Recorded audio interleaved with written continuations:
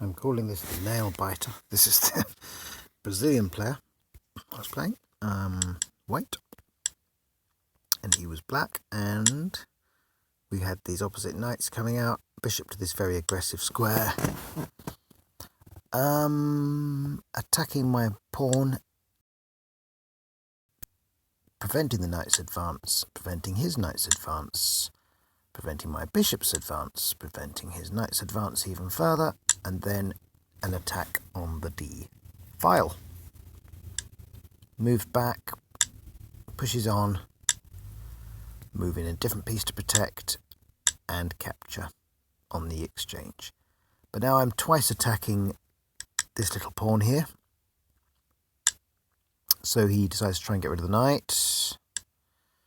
I clone the knight, and he grabs cloned that knight. I blocked off the route to that bishop, the protection that the queen was offering already, and now I can't castle, so not very good. So I've got to try and force an exchange of queens, or at least make it untenable not to, and so we get to there. And now again, this pawn here is doubly attacked. He attacks my knight here, which is doubly defended, so by this and this. So I take the pawn, rather stupidly. My knight is sitting there. Well, it's not yet a problem, but he takes the knight here, I take here, and now my little knight there is only once defended, and I kind of didn't think about it, and Kinside castling. castled. For some reason, he didn't spot that the knight was undefended. Didn't do here. Kinside castling. Should have taken that knight. What he should have Kinside done, castling. obviously, is that. Kinside castling. So he comes back to here. I came back to here, hoping that if there's an exchange, we can maybe use the bishop to swap. Anyway, he didn't want to lose that that light-coloured bishop. Instead, grabs another pawn. And attacking oddly enough, which he's already attacking. Perhaps now he realises he can have it for free, or could have had it for free. So I decide that actually, now's my chance. Bang, I'll take that knight, so even if he captures my knight with whatever piece he likes, we're still even. He recaptures with the pawn, and I put my knight here. So, look, I've got bishop and a knight for bishop and a bishop. But he has eaten pawns. I've got 5, he's got 6, and his are slightly better than mine, because he's got, well, I've got a nice plate on the end, which is not very good. It slightly improves here because that pawn moves in one square. It makes it doubly powerful. But now look at this. Now, how can I defend it? So instead I attack the bishop, which retreats. I suppose, no, I can't see what else I could have done next apart from this. Just let that pawn go, because I thought, well, what I'll do instead is I'll start running up towards his king here. You see his king hasn't castled. So he takes that pawn, and now here. Because I'll get a pawn back at the very least with check. Look, he takes, I take, he takes, check. I take, and it's check. So I feel, well, except that we're at the end game now, so kind of not castling kind of doesn't matter. Suddenly the material is such that not castling is irrelevant. And that's actually quite beneficial for the king to be in the centre, and also I have to worry about the back rank. I was already looking at it all the way back here. As soon as I did that, I was thinking I could get back ranked, so I knew that apart from checking, anything else had to be helping to make the king escape. So check. Obviously that's a check. He moves now. I either check the king or I make an escape route. Otherwise, it's going to be curtains. Check. So I check the king. He comes over. Now I've got to make an escape route. Check. He comes down with the inevitable check. They always do, even if there's no back rank yet available still. And I come up. And I don't want to exchange rooks because he's got a pawn advantage all on that queen's side entirely. But I think my rooks are a bit better than his somehow. I don't know. I just think I'm a bit better organised than he is. So I just take that one because I think, well, now I could force an exchange of rooks. I just want to show him that I can if I want to. He goes there, and now his king's kind of hemmed in. He comes over here, and I start to advance these pawns. Now it's weird, isn't it? Because I've only got the 3 pawns, and he's got those 3 on the other side that are completely passed, and yet somehow, because I've got one that's already 2 squares advanced, and because my king is somehow just a slightly tiny bit better, this becomes a massive threat. Also my rook is protecting them. He tries to do something with a pawn here, but look, here we are. King comes over trying to do something. I just come back to here, but simultaneously, of course, covering whatever square this pawn might advance to. To here, good move, but I simply pass it. Now he's dealing with a 6th rank, and he's in time. Comes over, I come over. I was expecting this as the next move, but he shored things up instead. And now things are getting positively dangerous for him. Because 2 pawns against a rook on the 7th rank are fatal. Fatal. He can't attack them both without being attacked by them both. And it's a lovely thing when it happens. But now he does the right thing. He tries to get the king involved.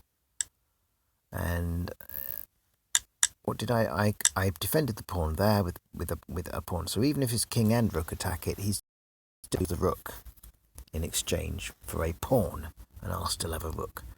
So now he attacks the rook, and I come all the way back to here. I'm not sure. Maybe this was better, but then I felt like he could just buy more time. So I came all the way back to here to say, no, you're not going to. If I'd moved to here and here and here, that blocking maneuver, then he could have done that. And if I take that, then he's here, and then he's here. I don't know, say check him. He can start, I don't know, well, anyway, he can start checking me and forcing exchanges of rooks. So what did I do? I came all the way back to here because also I thought, let's mark the queening squares now. Let's mark them all now. He's got pawns there.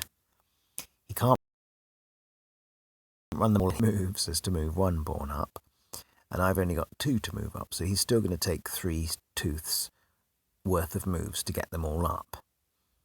And doesn't appear to be thinking about them in pairs. He should have thought of just those up.